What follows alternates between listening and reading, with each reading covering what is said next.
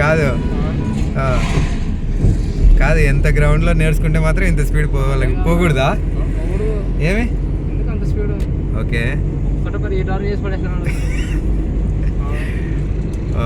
ఆదిల్ భాషా, నెక్స్ట్ అంటే ఏం చేయాలా? ఏంటి చేసినారా? Okay good, continue. ఆదిల్ భాష ఎన్ని రోజులు అయింది నువ్వు?